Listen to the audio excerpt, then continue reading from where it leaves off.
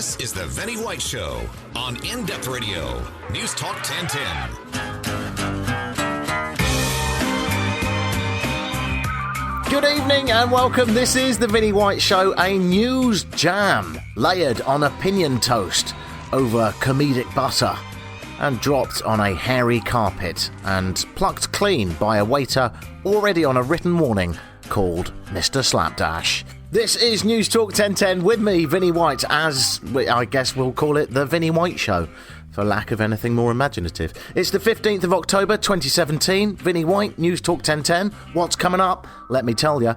We'll take a look back at this week's news. Obviously, we talk about Actually, it's quite a quiet week for Donald Trump, the US president, and all four horsemen of the apocalypse combined. But we will look at what he's tweeted, and we'll also take a quick look at the Toronto Sun and their style of writing on a particular article. I'll try and get Amanda Capito on the phone, and we'll just look at all kinds of news from all around the world, really, see where it goes. No one really knows. I'm not even sure that I do, and I'm at the helm of this here ship called Radio Titanic. No, it's going to be good, I think. I mean, I'm biased, but I do genuinely think it's going to be a good show. I mean, shoot me. You can be the judge. The proof is very much in the audio pudding. Let's get down to business. We'll start in Toronto. Very peculiar story out of Toronto this week. Toronto police say an unlicensed plastic surgeon is facing charges of aggravated assault after one of her patients required corrective surgery after a procedure. Now, when you hear that, you think, oh, something must have gone wrong. Guess the plastic surgeon must have slipped. I'm sure it's an accident. Can't see any real issue here. Gets a lot deeper than that. Yeah, this week it came out that the victim of the procedure attended the basement of a 19-year-old woman, 19, who advertised herself as Dr. Kitty. This was back in April 2017 it happened. What a bizarre place already. The fact that it was in her own basement of her own house. She's 19. If there's one place I feel comfortable getting my plastic surgery, it's Kijiji. The surgeon was 19. We don't know how old the patient or nutter taking a gamble with their face was. But the victim said the procedure attended in a basement of a 19-year-old woman's house. She advertised herself as Dr. Kitty. I don't know. I don't particularly feel comfortable getting my plastic surgery on Kijiji. I mean, I did get that coffee machine once, and that was just the other day, actually. I bought a Kijiji coffee machine, went round to pick it up and said, while I'm here, any chance of a quick tummy tuck? But they declined. So, guess this person got lucky. The patient underwent an unspecified procedure, according to this article in the Toronto Star. The patient underwent an unspecified procedure and within a few weeks developed an infection that required she undergo corrective surgery. Now, I'm not happy with that unspecified procedure. That's either crap journalism or crap plastic surgery, or what is almost definitely both of those things. 19-year-old Jingyi Wang has been charged with one count of aggravated assault. That's what this is. If you mess up someone's face, I guess it's aggravated assault. That's how the court system sees it. This after the victim reported the incident to police, of course. No, 19? I'm still getting over that thing. 19. At 19. And, by the way, there's a picture of her in the newspaper, and she has the fortune of being Asian, so thereby having incredibly youthful looks. So she looks about 12. So I don't know what this person thought was going to happen. Oh, come on downstairs. I'm a 12-year-old girl with a knife. What could possibly go wrong? I wouldn't trust this teenager to change my Band-Aid or do my hair or clip my nails or wax my crack back and sack, which is something I do. I'm glad I'd never mentioned that on the radio. But investigators believe there may be other victims to the teenager. She is a teenager. Again, she's 19. And has a knife. Why anyone would think that was going to be... I bet she was cheap. She bloody better have been. I'm sure it's a lot cheaper to fly to Colombia, have a holiday, make the most of it. Investigators believe there may be other victims and have asked anyone with information to contact police. I don't see the point, really. They might as well just walk around the streets looking for the elephant man. It just sounds horrifying, going down to this woman's basement and she slowly cuts your face up and then an infection breaks out. It's such a bizarre situation. More pleasant things happening in the basements of Breaking Bad.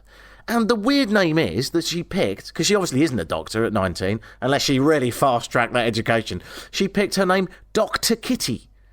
That's I mean, I don't know what's more mad about this story. The fact that Dr. Kitty, a 19-year-old girl, decided to put an ad on saying, I'm a cosmetic surgery, or the more obviously mad thing of someone going, that sounds fine, I'll pop round yours. Do whatever you need to do. An unspecified procedure? Sure. While I'm here, can you sort me out a hysterectomy? No! So she did make her court appearance yesterday, Dr. Kitty. Which, I wonder if that's anything to do with... What's that Asian cat that everyone's into in Asia? What's it called? The kitty cat? No. What's it called? Hang on, I'm just going to Google it. What is it called? Hello Kitty. That's what it is. Yeah. Maybe that was the motivation. What shall I come up with for a doctor name? Well, have a look at your phone case. Sure.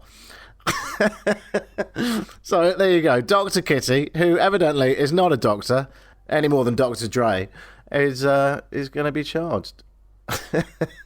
If you see an ad on Kijiji and it says 19-year-old with basement available for cosmetic surgery, I mean, it's weird that I have to say this. Skip it. Wait until they're at least 20 and on the first floor.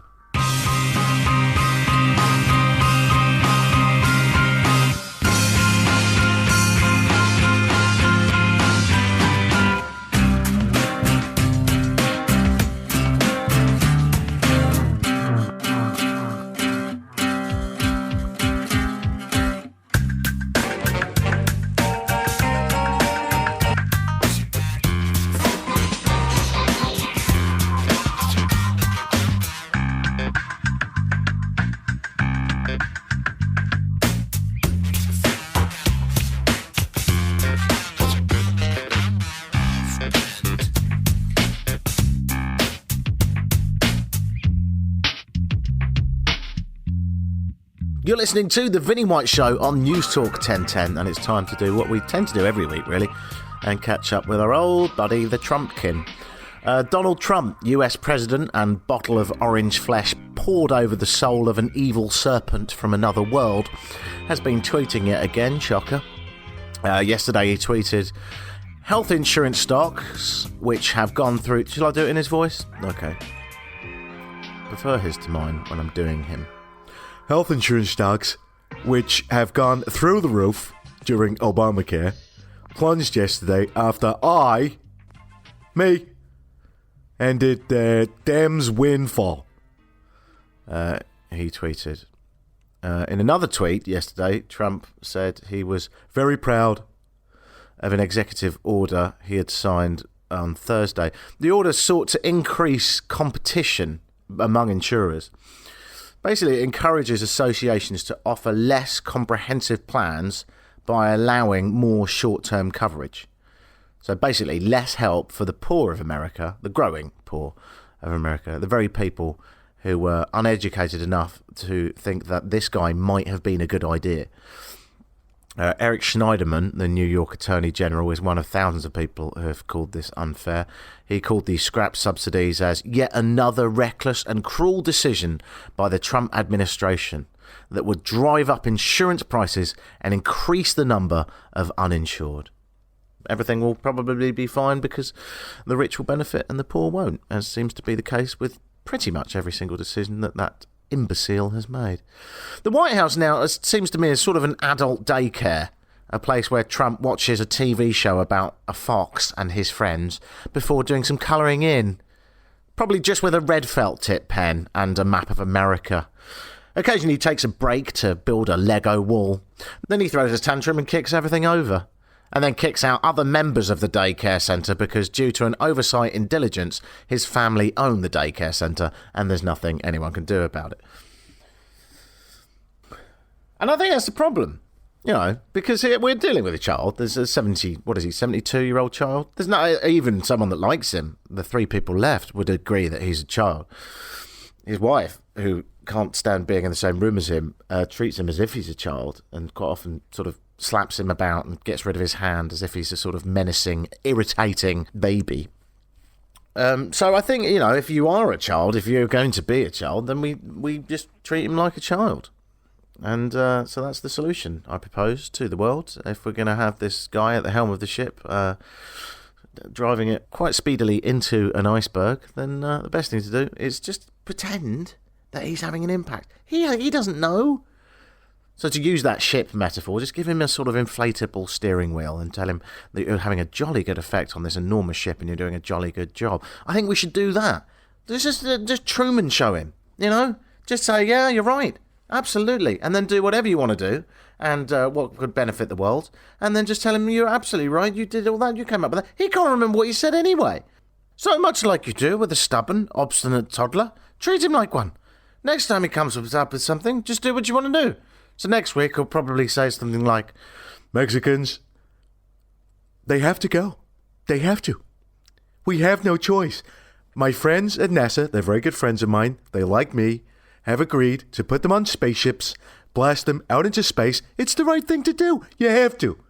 We will get rid of them so fast, it'll make your head spin. Nobody gets rid of Mexicans like Donald J. Trump. Nobody.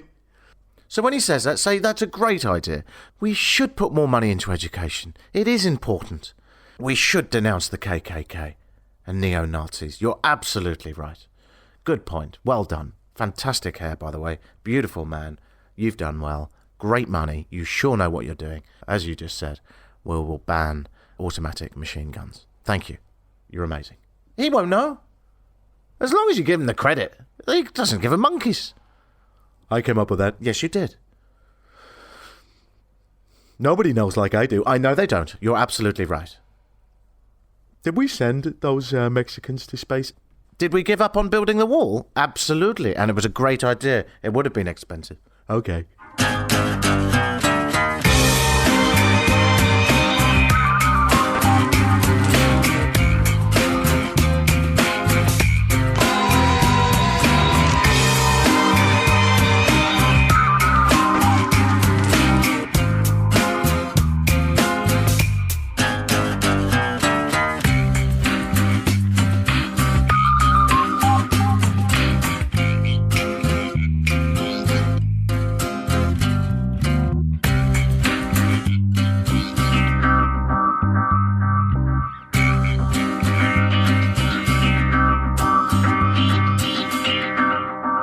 Amanda Capito joins me every week, and this week is no exception. Hello, Amanda Capito. Hello. How are you, buddy? Good. How's it going? I'm all right. Weather's been up and down, hasn't it?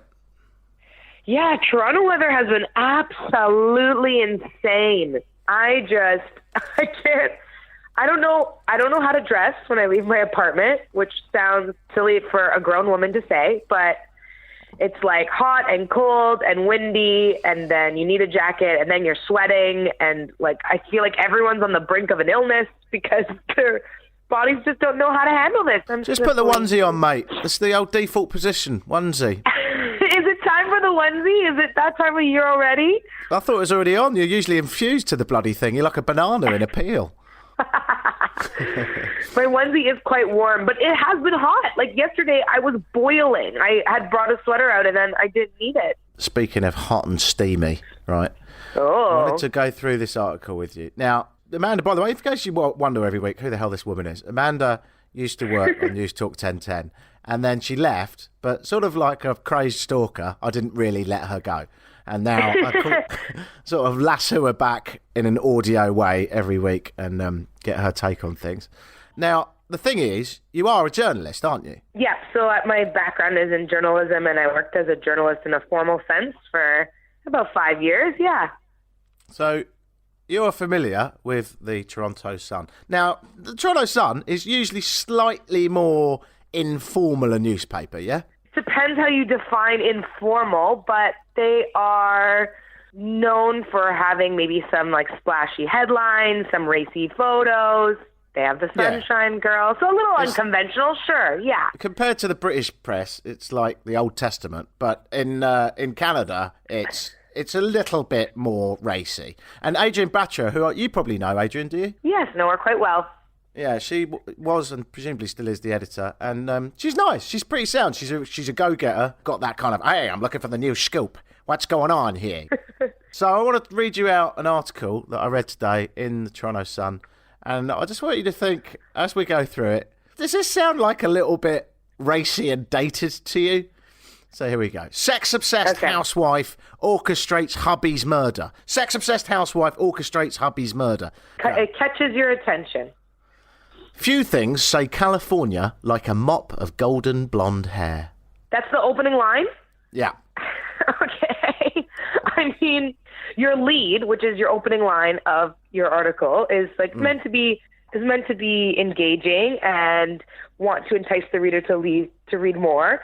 But it should also give you a sense of what's to come. And so, well, in that sense, it kind of has, because it's quite sordid and squalid and looks at the sort of pornographic nature of these people's relationships. So in a sense, it's all right. The only thing I say is, few things say California like a mop of golden blonde hair. When I think California, I think beaches, Arnold Schwarzenegger, legal dope, tech, and then at the very last, maybe porn industry, which includes golden blonde hair. So I don't know if it's that quick a connection. It's up there, but it's not the best. Read on. Let's see where this goes. Leggy Sabrina Lemon, 37, had the hair, the sparkling white teeth, and the sex drive to beat the band. What does beat the band mean? No idea. Is that a reference that's just lost on me, or I don't know? Lost on both of us, apparently. The housewife and regular churchgoer met her husband, Robert Lemon, when they were teenagers in their native Arizona. And like a lot of people, they pulled up stakes and headed for the Golden State after high school.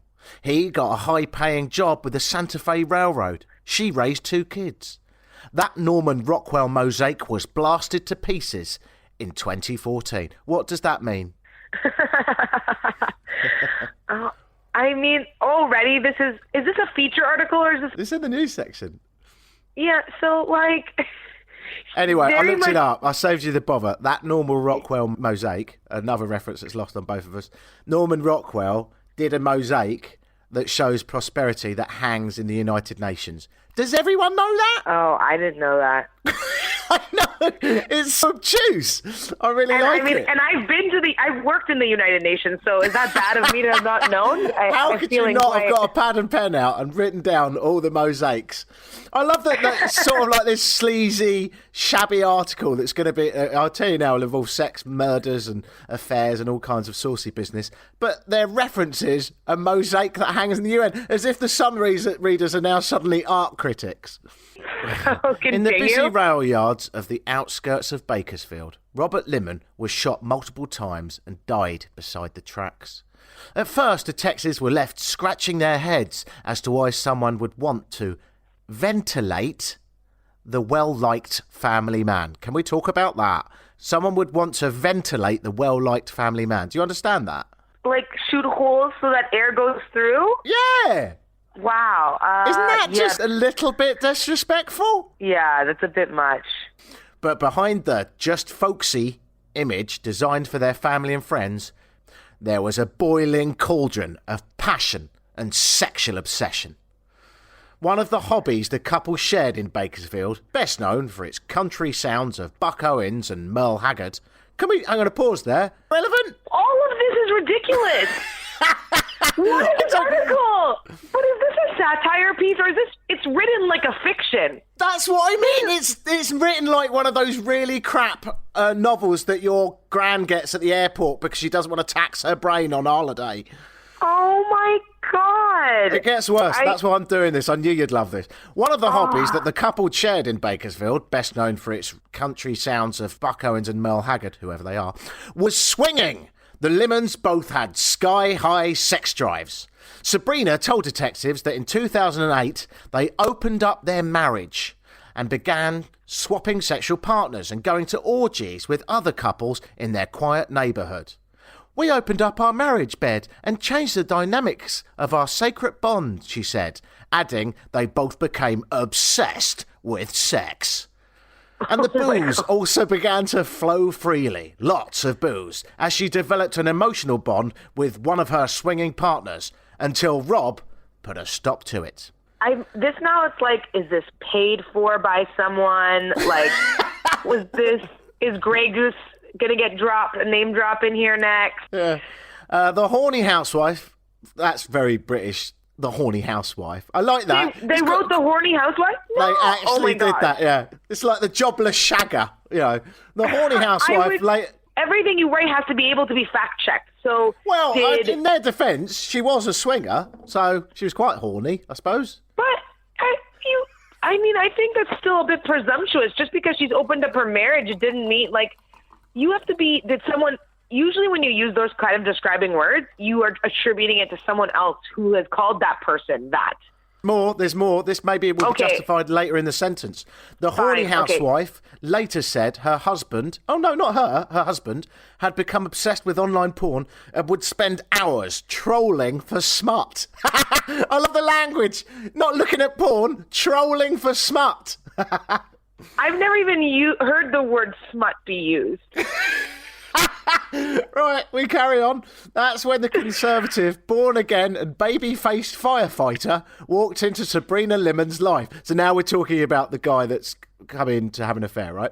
That's when the Conservative, born-again, baby-faced firefighter walked into Sabrina's life. They met when she was handing out samples at Costco in 2012. Well, hang on a minute. She was jobless a minute ago. She was a horny housewife. I still have problems with the use of horny housewife, but anyway. Continue. Is that still bothering her? Yeah. They met when she was handing out samples at Costco in 2012. Doesn't elaborate. Don't know what the samples were. Maybe it was condoms. But he was presumably handing out samples as well. Right. Jonathan Hearn. This is the new guy on the block, right? Jonathan Hearn was 11 years younger, but they clicked. He asked for a phone number and she gave it to him. Now, what happened to when you used to say they had an affair? Now we're breaking out the exact moment when the phone number was swapped. This is so weird. I'm so glad that you think it's weird, because when I was reading it, I thought, is this normal? And I've forgotten what normal is. No, this is not normal. Within months, their torrid sexual affair had set both their lives ablaze. For 2 years, the pair slithered around Bakersfield, having sex whenever they could. But Hearn, who knew his lover was married, was tired of sharing her. Who told the journalist this? Why is there no attribution? How was he following them this whole time? Unless he was the eyewitness. Do you see the problem with that? I see exactly the problem. Are not being attributed? It's almost like it was written by a private investigator in the 1950s. Right. Well, it's been written like a fiction, like the ominous presence of the all-seeing author, right? Who just knows everything that's happening in all the characters' lives. Yeah. But as journalists, we write what we are told or what we see ourselves. Well, apparently we used to, but now it's just dirty sensationalism. It actually works better if I do it in the sort of 1950s American accent. Let's try it. As he would later testify, Bob had to go. The couple had tried to take out Robert Lemon in July 2014 with arsenic-laced banana. I'm going to have to do this in my own voice. The couple had tried to take out Robert Lemon in 2014 with an arsenic-laced banana pudding. Couldn't make that up. But Sabrina had the last-minute case of the jitters. Within a month, Robert Lemon... It'd be weird to take out Mr. Lemon with a banana. Anyway, within a month, Robert Lemon got a one-way ticket to the morgue. God, and it gets worse. You ready? Check out this line. You'll love this. Within a month, Robert Lemon got a one-way ticket to the morgue, courtesy of Hearn and a handful of lead. Oh, my... What do you mean a handful of lead? Did he throw it at him? One-way ticket to the morgue. Why are you making a train metaphor or a plane metaphor? Either way, it was just... Hey, you keep talking like that, you got a one-way ticket to the morgue, Buster. Yeah. The mobster threat. Yeah, it gets better. Hearn was busted, not arrested, busted. Hearn was busted that November, but it took 2 years to put steel bracelets on the grieving widow. Oh my God, steel bracelets instead of handcuffs? You don't need to be poetic about handcuffs. Hey, when are you going to get the steel bracelets on the board? Oh my God. Sabrina Lemon told her first-degree murder trial, we are talking about murder, it's easy to forget that while she was a promiscuous vixen, she was no killer. No quote marks on that, so she probably didn't say, I'm a promiscuous vixen. She probably said, yes, I was having an affair. You can't be putting these attributes to someone. I know. Just yourself. So she probably said, yes, I was having an affair, because she had to, and they've gone, she said she was a promiscuous vixen. Oh. Anyway, she went on to say she was no killer. Hearn had already pleaded guilty. So Hearn is the guy, right? Had already pleaded guilty to the DA. And the DA took the death penalty and life imprisonment off the table. All right? It's a very sort of stylish way of saying that he did a plea deal, I suppose. Or non-stylish. Anyway, it goes on, right? The DA took the death penalty and life in prison off the table. If he would, quote, I'm not making this up, Amanda, if he would rat out his hormone-charged housewife. Oh, my God.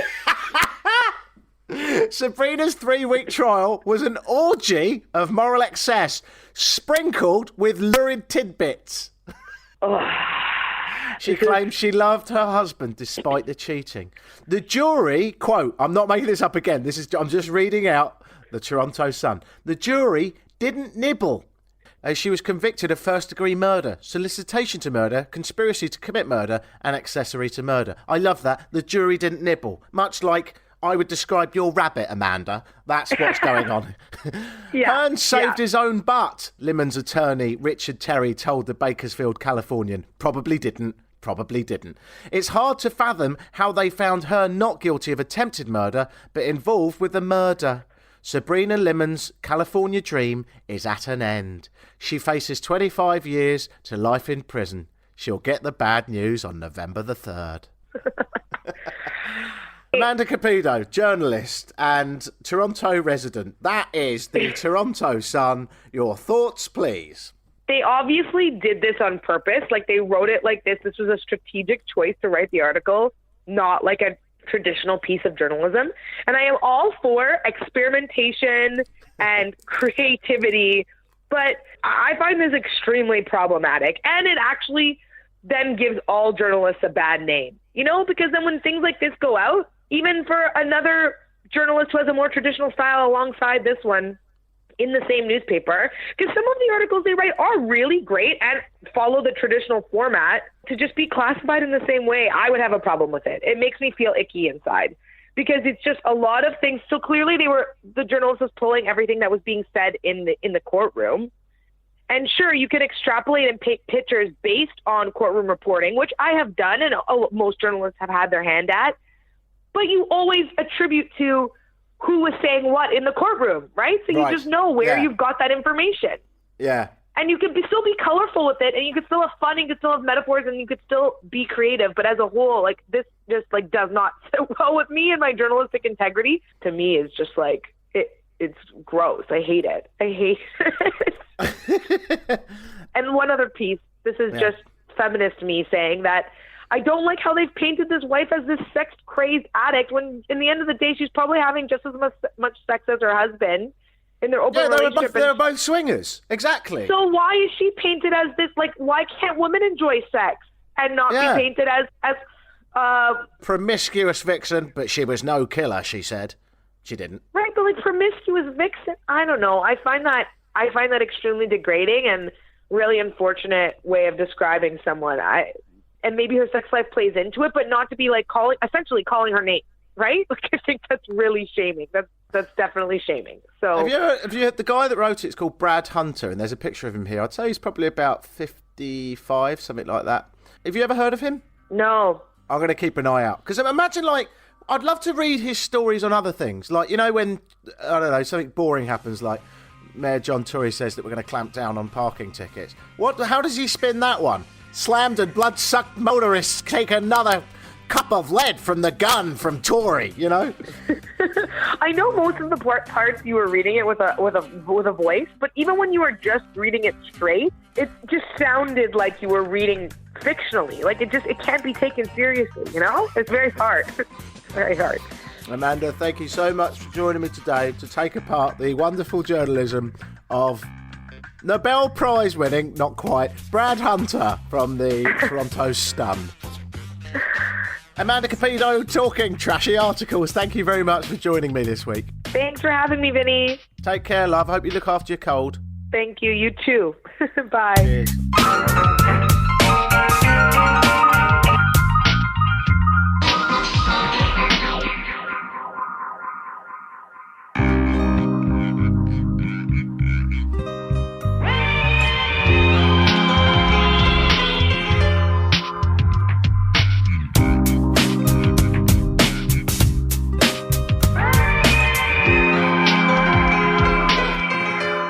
Welcome back to the Vinney White Show here on News Talk 1010. Hope you're doing fantastically well.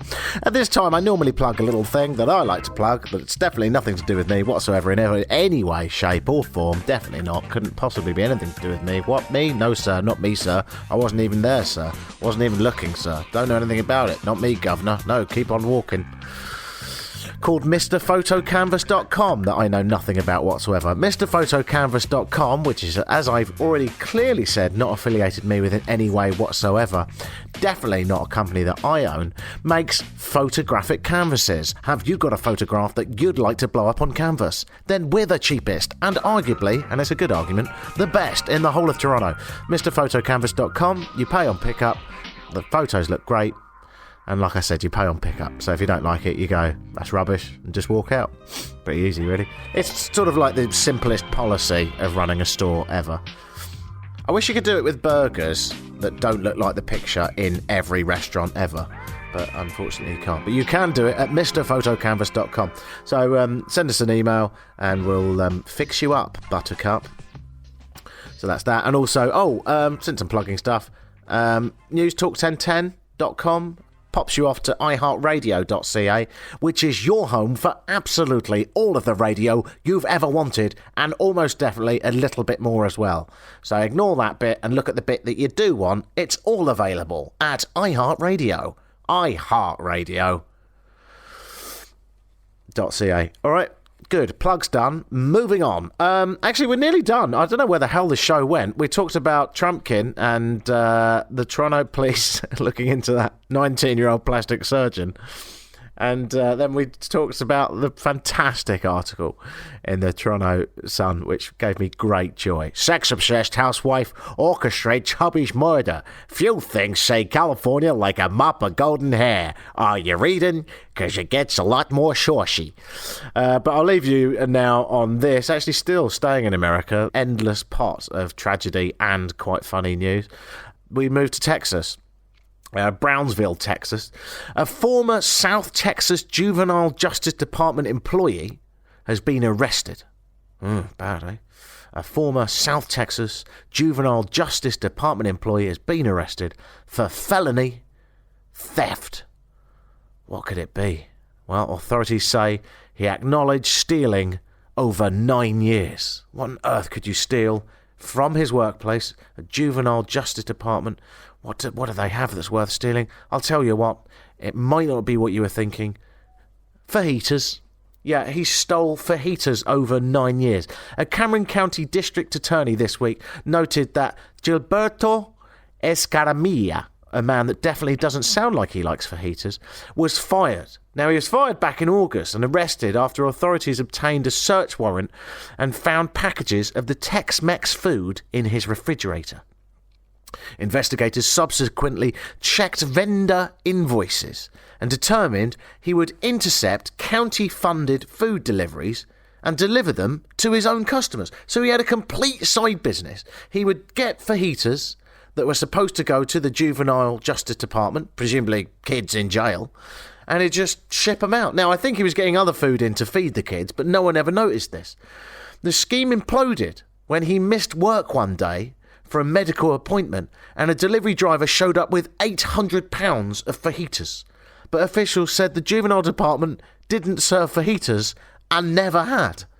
So then the delivery driver's like, well, hang on a minute. I usually give them to that guy Gilberto.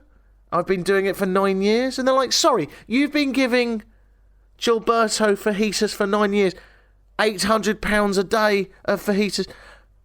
I mean, he is a big guy, but that's mental. Turns out, Escamilla was arrested last week on a more serious felony theft charge. He's been banging them out for years. He had his own vending machines. $1.2 million worth of fajitas is how much he stole. $1.2 million worth of fajitas over 9 years. Which begs the question, when exactly, Gilberto Escamilla, were you thinking of stopping? $2 million worth? $3 million worth? At what point was your fajito empire? Fajito? I've just invented a new food. Fajita empire. Trademark that before Burger King fill it full of crap and sell it. The fajita. What point was your fajita going to collapse? Speaking of collapsing fajitas, if you're interested, I can very much recommend Taco Bell. But that's another story. Amazingly, we've run out of time and left it on not the best punchline of all time, but I really enjoyed the show. I hope you did. Get in touch with me. You can download this podcast and all the other nonsense that goes with it at vinnywhite.co.uk. And I pop into your Torontonian ears every single week at 9 o'clock or thereabouts on a Sunday night, and it's an absolute joy and a pleasure to do this show. The podcast is available at vinnywhite.co.uk, as I say, but the spelling's a bit weird. It's VINNEY white.co.uk, and you can get in contact with me there as well and find me on Twitter and all that boring stuff that people always say at the end of radio shows that no one's listening to because it's Sunday night and they're half drunk. Always a pleasure, never a chore. Take care of yourself. I'll speak to you next week. Bye bye for now.